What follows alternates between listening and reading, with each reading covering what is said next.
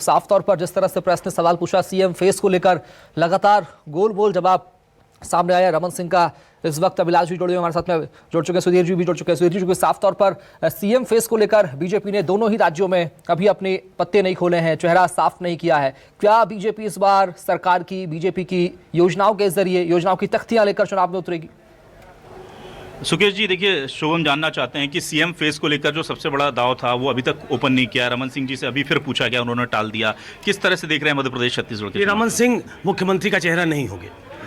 BJP सत्ता में आ भी जाती है तब भी मैं कह सकता हूं कि रमन सिंह मुख्यमंत्री नहीं होंगे। वहाँ एक जनरेशनल शिफ्ट का फैसला सरकार ले चुकी है, माफी जी बीजेपी ले चुकी है। हाँ, पहले ये तय हुआ था कि रमन सिंह चुनाव भी नहीं लड़ेंगे, लेकिन ये मैं कह सकता हूँ छत्तीसगढ़ के दर्शकों की जानकारी के लिए कि रमन सिंह चुनाव लड़ने वाले हैं। रमन सिंह चुनाव लड़ेंगे, उनके ज़्यादातर विधायक जो अभी सदन में हैं वो चुनाव लड़ेंगे। लेकिन फिर से एक बार बता दूं, रमन सिंह जीत भी जाते हैं तो वो मुख्यमंत्री पद के दावेदार नहीं होंगे, उम्मीदवार नहीं होंगे, क्योंकि बीजेपी उनसे आगे की तरफ देखना चाहती है। वो एक नई पौध को जन्म देना चाहती है, पैदा करना चाहती है, स्टैब्लिश करना चाहती है। रमन सिंह अपनी इनिंग्स खेल चुके हैं, लेकिन रमन सिंह चूंकि सबसे कद्दावर नेता रहे हैं, रमन सिंह एक बरगद के पेड़ की तरह रहे हैं, वहाँ चावल वाले बाबा के नाम से मशहूर रहे हैं, तो ऐसे में उनका टिकट काट कर एक जो एक सेंस आता है उनके समर्थकों में कि भाई रमन सिंह को किनारे लगा दिया गया, वो मोल लेना नहीं चाहती है पार्टी वहाँ। लेकिन इतना तय है कि रमन सिंह मुख्यमंत्री पद के उम्मीदवार नहीं हैं। वही हाल मध्य प्रदेश में है। मध्य प्रदेश में अगर बीजेपी जीतती भी है तब भी शिवराज सिंह चौहान मुख्यमंत्री होंगे, इस पे बहुत बड़ा क्वेश्चन मार्क है, एक बहुत बड़ा संशय है, क्योंकि आपको मालूम है कि 3 केंद्रीय मंत्रियों को उतार दिया गया है, चौथे लाइन में है। हो सकता है शिवपुरी से ज्योतिरादित्य सिंधिया पर्चा भर दें, लेकिन ये सारी मुश्किल सीटें हैं। लोगों को ये समझ में आ रहा है कि कई मुख्यमंत्री पद के उम्मीदवार सामने आ गए हैं। इन सारे उम्मीदवारों को मुश्किल सीटों पर उतारा गया है कि वो न सिर्फ जीते बल्कि अपनी सीटें जिताएं, अपने इलाके की सीटें जिताएं, क्योंकि एक लंबा एंटी इनकम्बेंसी मध्य प्रदेश में बीजेपी के सामने खड़ी है। वो करीब चौथी बार, 1.5 साल का पीरियड छोड़ दें तो 4 बार से वो सत्ता में हैं और एक ऐसी एंटी इनकम्बेंसी को जूझ रही है जिसको पार पाना मुश्किल है। सुकेश जी, ये कहा जा रहा है कि मध्य प्रदेश की अगर बात करें तो कि वहां पर 100 सीटें ऐसी हैं जिसमें बीजेपी कांग्रेस दोनों कंफर्टेबल हैं, और असल लड़ाई वहां 30 सीटों की है। इसीलिए बहुत ज़्यादा कशमकश उन 30 सीटों की है, क्योंकि यही सीटें डिसाइड करेंगी। 100 सीटों के सर्वेज अपनी पार्टी के दोनों बता रहे हैं कि लगभग वो निकालने की स्थिति में। तो क्या बिल्कुल इस बार पिछली दफे की तरह 10-12 सीटों से ही फैसला होने जा रहा है, या आपको लगता है पब्लिक जो है वो एक तरफा मैंडेट देगी, पिछली दफा जैसा नहीं हो? नरेंद्र मोदी जी के शब्दों को चुनाव तो वो पॉलिटिकल पंडित हम जैसे जो हैं वो ये तय कर देते हैं कि 100 सीटें जीत चुकी है, ये 30 सीटों में तय होना, ऐसा होना नहीं है। मुझे लगता है कि इस बार जो मूड है और पिछले कुछ समय का अगर आप एक ट्रेंड देखें तो एक साफ सुथरी सरकार जनता चुनकर देती है।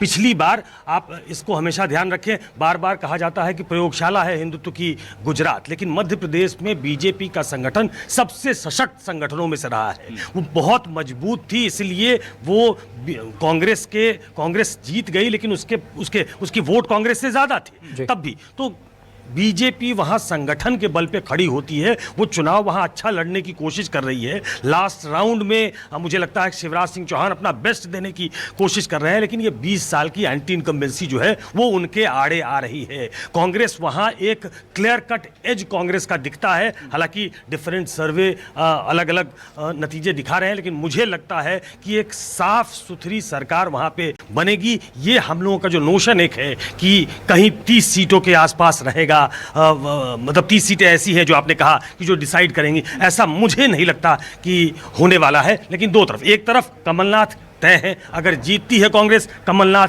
क्लियर कट मुख्यमंत्री होंगे, इसमें कोई शक नहीं है। हालांकि मुख्यमंत्री के तौर पे उनको घोषित नहीं किया गया है, लेकिन वो अंडरलाइंड है एक तरीके से कि कमलनाथ होंगे। बीजेपी अगर जीतती है तो शिवराज सिंह चौहान होंगे, इस पर एक बहुत बड़ा क्वेश्चन मार्क है। शिवराज सिंह के सामने कई ऐसे कद्दावर नेताओं को, और वहाँ भी एक पीढ़ी परिवर्तन की तरफ देखा जा रहा है, इशारा किया जा रहा है। शायद शिवराज सिंह चौहान बार बार जो उनका हाल का बयान आया है बुधनी में, लड़ूं कि नहीं लड़ूं, इसको भी राजनीतिक पंडित अलग अलग नज़रिए से देख रहे हैं। तो कुल मिलाकर वो अपनी इनिंग्स वहाँ खेल चुके हैं। बीजेपी अगर बहुत अच्छा परफॉर्म करती है तो हो सकता है बीजेपी जीते, लेकिन शिवराज सिंह चौहान मुख्यमंत्री होंगे, इस पे अभी भी मैं कह रहा हूं बहुत बड़ा क्वेश्चन मार्क है। मैं एक कदम आगे जाके कह सकता हूं कि वो शिवराज सिंह चौहान वहां मुख्यमंत्री नहीं होंगे।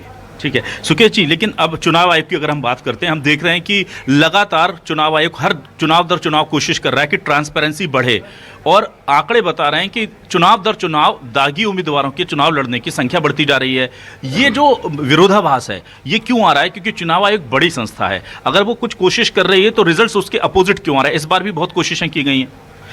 देखिए, इस पे एक बहुत बड़ा क्वेश्चन मार्क हमेशा लोग लगाते रहे हैं कि क्या ये टूथलेस बॉडी है चुनाव आयोग, क्या वो भी अपने पॉलिटिकल मास्टर्स के दबाव में काम करती है? ये एक बहुत चिंता का विषय रहा, और हाल फिलहाल में जब से एक बार फिर से ये विषय सामने आ गया कि ईवीएम सही है नहीं है, उसको क्या करना चाहिए, उसको उस पर एक सभी पार्टियों की एक राय बननी चाहिए, फिर से आने लगा। एक वर्ग ये कहता है कि बैलेट बॉक्स से चुनाव कराइए। तो ऐसे में चुनाव आयोग की भूमिका संदेह के घेरे में रही है। चुनाव आयोग को सिर्फ निष्पक्ष होना ही नहीं है, चुनाव आयोग को निष्पक्ष दिखना भी चाहिए, ताकि ये जो 140 करोड़ का हमारा देश है उसमें से अगर कुछ खास लोगों को, कुछ व्यक्तियों को ऐसा लगता है कि चुनाव आयोग की भूमिका संदेह के घेरे में है, तो they should come out clean. इसलिए बार बार ये जो हमारा चुनाव आयोग है ये दुनिया भर में जाता है, और ये चूंकि इतना बड़ा मुल्क है और यहाँ की डेमोक्रेसी को मजबूत करने में चुनाव आयोग की एक बहुत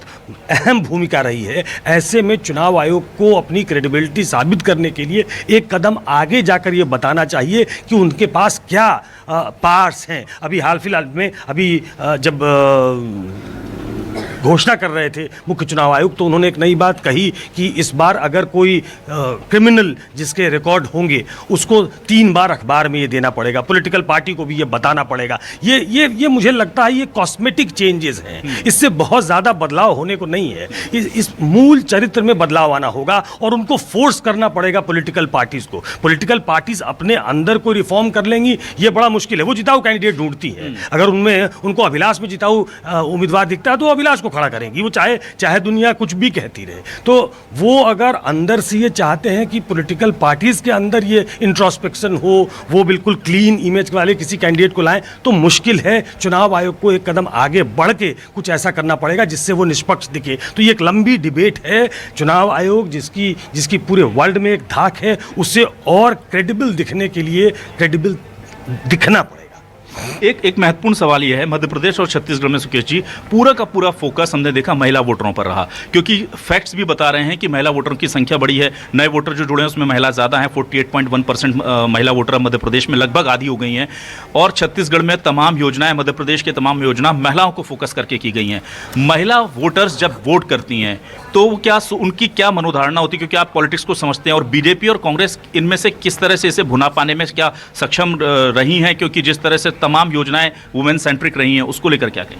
देखिए, वो पुराना ज़माना हो गया जिस समय घर के मर्द ये तय करते थे कि महिलाएं वोट कहाँ करेंगी या नहीं करेंगी, उनका वोट उनके जाए बिना डल जाएगा। ये पुरानी बात हो गई। नई जो एक नई पीढ़ी जो आई है या एक नई चेतना जो आई है, उसने एक तरीके से अंडरलाइन कर दिया है कि आप उनको फोर्स नहीं कर सकते। हो सकता है कि आपने किसी और दल को वोट दिया हो, पुरुष ने उस घर के, लेकिन महिला अपने चॉइस से वोट डालती है, और ये एक बहुत बड़ी चेतना आई है हमारे अंदर, हमारे समाज में, और ये एक बड़ा क्या कहते हैं वेलकम स्टेप है।